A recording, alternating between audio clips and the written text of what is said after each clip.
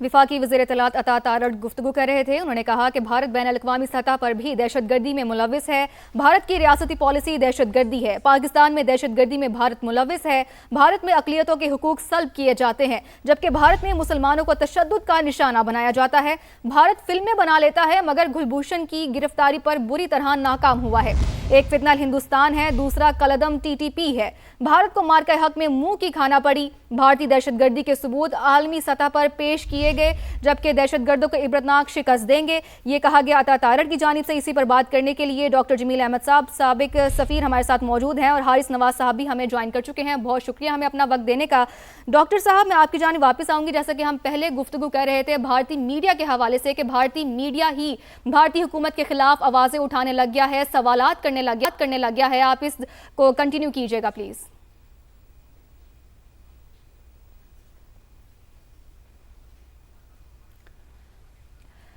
Sir, शायद आपका mic mute है, आप उसको अनम्यूट कीजिएगा। बिल्कुल, भारत में मुसलमानों को तशद्दुद का निशाना बनाया जाता है। अता तारड़ की जानिब से ऐसा कहा गया है। भारत फिल्में बना लेता है, मगर कुलभूषण की गिरफ्तारी पर बुरी तरह नाकाम हुआ है। डॉक्टर जमील अहमद साहब, आप कंटिन्यू कीजिएगा अपनी बात को। भारतीय मीडिया के हवाले से जो सवाल था। जी, मीडिया अपने आप को जब उन्होंने अपने गिरबान में झांका और आपस में ही उन्होंने देखा जो उसके सीजन हैं मीडिया पर्सन्स और मीडिया हाउस के लोग और जो उनके दानिश्वर हैं, जो उनके कांग्रेसमैन हैं बैलेंस्ड, इंक्लूडिंग जो यूएनओ में मेरे साथ होते थे, उनके शशि तहूर, वो कितने बड़े क्रिटिक हो गए हैं अपने ही मुल्क में अपनी हुकूमत के, क्योंकि वो हक और सच की बात हुई है। और हक और सच जब सामने आया और पाकिस्तान ने और हक और सच पे रहते हुए अपनी फॉरेन पॉलिसी को लेके आगे बढ़ा, तो उसको जो उड़ान मिली है, तो उसमें वो लोग जो कि पाकिस्तान के खिलाफ हमेशा प्रोपेगेंडा करते रहे, उनमें खलबली मच गई है। और उस खलबली और को जो कि हिंदुआता सोच को लेके एक जहर आलूद प्रोपेगेंडा भी करते रहे, और फॉल फ्लैग्स ऑपरेशन भी उसी का शाखसाना होता है कि जो उनकी एक मेंटालिटी, आरएसएस प्रोपेल्ड बीजेपी जो कि इलेक्शन जीत जाती थी सिर्फ इस बात पर कि नफरतें फैला के, तो उससे जीत जाती थी। इसका सबसे बड़ा नुकसान तो बीजेपी आरएसएस को हुआ कि अगला इलेक्शन उनको जीतना, उसके न सिर्फ लाले पड़ गए हैं बल्कि उनका हारना मुकद्दर बन गया है।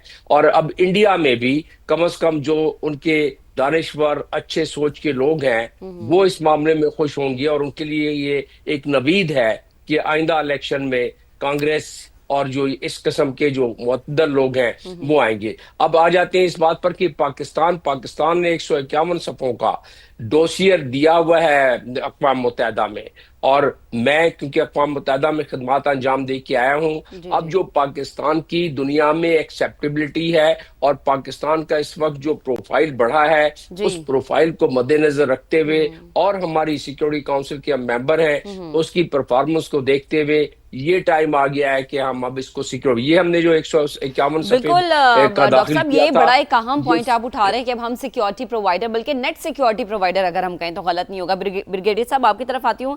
अब ये भारतीय आवाम को भी रियलाइज हो चुका है, वहां के मीडिया को भी, वहां की पार्टीज को भी, कि बीजेपी के बैनर तले अब आप भारत के लिए कुछ अच्छा नहीं सोच सकते, क्योंकि जो कुछ मोदी सरकार ने सोचा उसका रिबर्टल बहुत बुरे तरीके से आया। वो चाहे हम पिछले साल का फॉल्स फ्लैग ऑपरेशन पहलगाम का ले लें, फिर हम 10 मई वाला वाकया ले लें, अभिनंदन ले लें, कुलभूषण ले लें, कुछ भी अच्छा नहीं हुआ बीजेपी की सरकार के नीचे। तो अब वहां की आवाम भी सोचती है कि कोई नई पार्टी आनी चाहिए, क्योंकि बड़ी हजीमत उठा ली उन्होंने। बड़ा फर्क पड़ गया। अगर आपको याद हो, पिछले जनरल इलेक्शन में इनका नारा था आपकी बार 400 पार। हाँ। तो ये सिंपल मेजोरिटी भी नहीं ले सके थे। अब इससे अंदाजा लगा रहे ना कि कितना फर्क पड़ा है, और इनको कोलिशन में जाना पड़ा, डिफरेंट पार्टी को मिला के बड़ी मुश्किल से इन्होंने ये जीता, इसको किया है। इसका मतलब ये है कि अब ये पॉपुलरिटी इनकी डाउन हो गई, खासतौर पर पहलगाम के बाद और मार्का हक के बाद, जो इनका मुंह काला के फील्ड मार्शल आसिम मुनीर ने पूरी कौम को जब्जा करके, फौज ने जिस तरीके से लड़ाई की और इनका मुंह काला किया, हजीमत रानी बनी दुनिया में।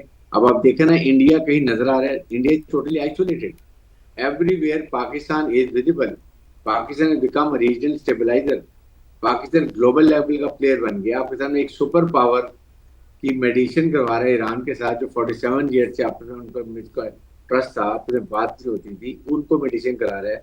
और बार बार तारीफें की जा रही है, मिस्टर ट्रम्प करते हैं प्राइम मिनिस्टर की, फिर उसके बाद फील्ड मार्शल की गई, good guy, very field marshal, I like him, he is a fighter. ये बातें बहुत अहमियत रखती हैं। पाकिस्तान दुनिया में not become a peace maker, peace and sure की पीस लविंग कंट्री की यहाँ पे दहशतगर्दी होती है। It is otherwise round, it is India is कितना फॉरेन कितना हिंदुस्तान को प्रॉक्सीज को पाकिस्तान के खिलाफ करे। गुलशन यादेव की मिसाल आपके सामने है। तो इन चीजों में जब आप देखते हैं देन यू रियलाइज कि now things have much change. इस वक्त पाकिस्तान जो है वो आप मिडिल ईस्ट में देख लें, मिडिल पावर्स का लीडर बन गया है। अब दुनिया हर एक पाकिस्तान के साथ बात करना चाहती है, दफाई मुआहदे करना चाहती है। और फिर इंडिया ने जो एक इंटरनल इशू का एक्सटर्नल बनाया था तो वो पकड़ा गया। गोदी मीडिया आपके सामने क्या है, हर एक को पता है इन्होंने कितना झूठ बोला, कितना मिसलीड किया, कितने फेक न्यूज दिए। और वो ऐसी बातें की जो कोई यकीन ही नहीं कर सकता था, जिसकी वजह से हमारे मीडिया ने बहुत अच्छा रोल अदा किया हमारे के हक में। यहाँ तक कि people started listing our media, they were not listening to Indian media. फिर हमारे डीजीएसपी ने अपनी कौम को लम्हा व लम्हा आगाह रखा कि आज क्या हुआ, व्हाट हैपेंड, कितना हमने नुकसान किया, अगर हमारा कोई नुकसान हुआ वो भी एग्जैक्ट बताया। We did not hide. इन्होंने तो आज तक नहीं मानते कि 8 जहाज गिरे हैं।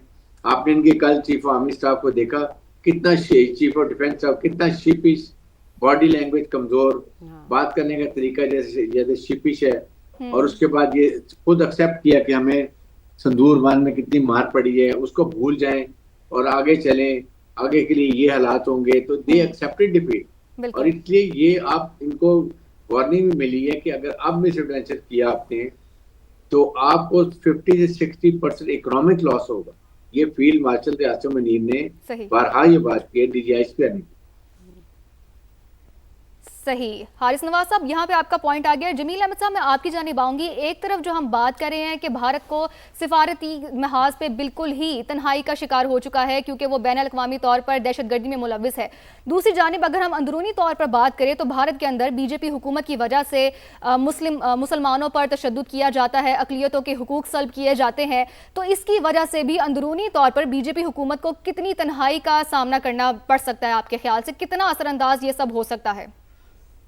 जी यकीनन देखें, जो मैं स्टेप्स बता रहा था पिछले उसमें गुफ्तगू में, उसमें 3-4 जुमले रह गए थे, वो भी मैं मुकम्मल कर लूंगा तो ये बात, इस सवाल का जवाब मिल जाएगा। लेकिन बीजेपी हुकूमत या इंडिया जिस तरीके से अब वो उसका पूरा फॉरेन मिनिस्ट्री खामोश है, बिल्कुल उनको चुप साध के बैठा हुआ है, वो उसका मकसद यही है कि जो हजीमत उनको उठानी पड़ी। अब आ जाते हैं इस बात पर कि इंडिया और बीजेपी का तो हालात बड़े ख़राब इसलिए हो जाते हैं कि वो एक्सपोज हो गई।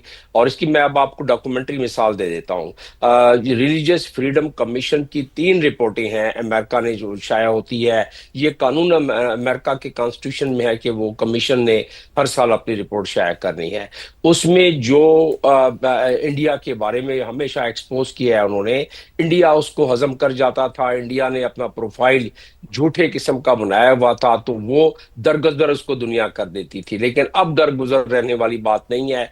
उस रिलीजियस फ्रीडम में ये जो आपने सवाल उठाया उसका पूर्ण का जवाब उसमें, और मैं सीधा पॉइंट बता देता हूं।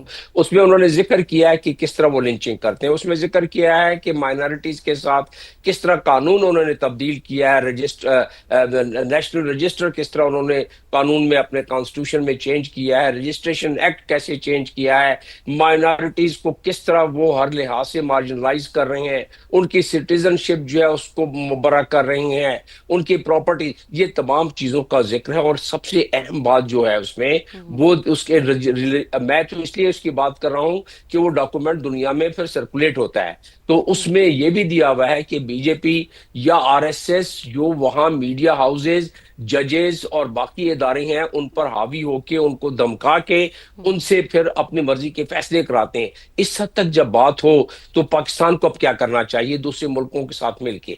इस वक्त पाकिस्तान का प्रोफाइल है, इस वक्त दूसरे ममालिक उसकी बात सुन रहे हैं, इस वक्त पाकिस्तान एक पीस मेकर है, इस वक्त पाकिस्तान एक नेट सिक्योरिटी प्रोवाइडर है इस खित्ते में, तो पाकिस्तान को अब राहें हमवार हो गई हैं। पाकिस्तान इस चीज को एक रेजोल्यूशन के तहत सिक्योरिटी काउंसिल में ला सकता है। पहले अमेरिका को ये होता था कि वीटो कर देगा, अमेरिका वीटो कर देगा अगर इंडिया के खिलाफ कोई बात हुई, लेकिन अब वो बात खत्म हो गई। इंडिया को पता है, आपने अभी अता ताड़ साहब की बात सुनी, ट्रांसनेशनल जो टेररिज्म इंडिया करता रहा है, उसने अपने आप को इलाके का चौधरी बनाया हुआ था, इसलिए अमेरिका दरगुजर कर देता था। अब उसके जो शवाहिद प्राइम मिनिस्टर ने कनाडा ने फ्लोर ऑफ द हाउस पे खड़े होके दिए, या अमेरिका में इस वक्त जो केस चल रहा है दूसरा, तो ये तमाम चीजों को यकजा करके सिक्योरिटी काउंसिल में पेश किया जाएगा, तो इंडिया को फिर एक दफा पता लग जाएगा कि दुनिया में किस तरह इंटरनेशनल सफारतकारी होती है और किस तरह प्रोफाइल बढ़ता है, हक और सच क्या होता है, और ट्रांसपेरेंट डिप्लोमेसी क्या होती है, और ट्रेडिशनल डिप्लोमेसी को जब जब मिलिट्री डिप्लोमेसी की दवाम मिलती है तो उसके बामो अरूज कहाँ पहुंचते हैं, ये सारी चीजों का उनको अंदाजा हो जाएगा। फिर उसके बाद पता पड़ेगा कि चैप्टर 6 के तहत रेजोल्यूशन पास होता है या चैप्टर 7 के तहत। ये बड़ा गोल्डन चांस है पाकिस्तान के पास कि पाकिस्तान इस मामले को इस तरीके से उठाए आलमी इदारों में, कि क्योंकि जाहिर सी बात है सबूत तो पहले ही हम दे चुके हैं, तहकीक तस्दीक की बात हमने की, उस पर भारत आया नहीं। एक साल बाद भी आज वहाँ के लोग पहलगाम के हवाले से सवाल करते हैं, जवाब मांगते हैं, लेकिन कोई जवाब बीजेपी की सरकार के पास है नहीं। ब्रिगेडियर साहब, आपकी तरफ आती हूँ। कल अभी आपने जिक्र किया ना उनके चीफ ऑफ डिफेंस का, कि जनरल जो थे उन्होंने जो बयान दिया है अनिल चौहान ने, उन्होंने एक बड़ी जबरदस्त बात की। उन्होंने कहा कि तीनों सेनाओं के दरमियान कोई कम्युनिकेशन नहीं थी, वो कम्युनिकेशन गैप ऐसा था जिसकी वजह से हम ये जंग हार गए, हमारे टेक्निकल इश्यूज थे जिसकी वजह से हम ये जंग हार गए। उन्होंने अपनी ट्रेनिंग पे, अपनी सोच पे, अपनी स्ट्रेटेजी पे, अपनी प्लानिंग पे कोई बात नहीं की है। ये तो एक चीज जाहिर करती है कि कितना नॉन प्रोफेशनल उनका बिहेवियर था। फिर पहली शिकस्त के बाद दूसरे ऑपरेशन की वो कहते हैं कि हम उसकी तैयारियों में मसरूफ हैं। तो जब पहली शिकस्त इतनी बुरी हुई कि आपके सिस्टम्स को तबाह कर दिया गया, आपके वो राफेल गिरा दिए गए जिनके ऊपर आपको बड़ा गरूर था, तो कैसे आप दूसरे ऑपरेशन की तैयारी कर सकते हैं? मुझे ये बताओ कि ये जो पिछले 70-80 साल में क्या ये करते रहे, टाइम वेस्ट करते रहे। they've been a useless command level, और इनका ट्रेनिंग लेवल ये अनट्रेंड है, अनप्रोफेशनल फौज है इनकी। आपने देखा कि किस तरीके से इनको पाकिस्तान ने इतने आराम से, इतनी बुरी तरह इनको शिकस्त पहुंच दी है, और इसलिए कि इनका फुकदान था, ना आपस में ट्राई सर्विस में इनकी कोऑर्डिनेशन थी, ना कोई लेटेस्ट टेक्नोलॉजी में इनकी थी। राफेल जहाज का याद है, नरेंद्र मोदी कहता था तो जब ये पाकिस्तान के 2 जहाज गिरे थे कि काश मेरे पास राफेल जहाज होते और मैं ये कर देता, मैं वो कर देता। और जब राफेल जहाज थे तो what have you done, you could not do anything. इसलिए इनके लिए, और उसके बाद ये मानते भी नहीं है, और फिर दुनिया ने मान कर दी, हर बात कर ली, बता दिया दुनिया ने कि क्या किस तरीके से जहाज गिरे। प्रेसिडेंट ट्रम्प ने कितनी दफा जिक्र किया, और वो फिर फ्रस्ट्रेट होकर बार-बार एक बार फिर भी आजमा ले तो फिर भी हम तैयार हैं। अगर कोई कोशिश करना चाहता है तो पाकिस्तान की फौज भरपूर तैयार बैठी है।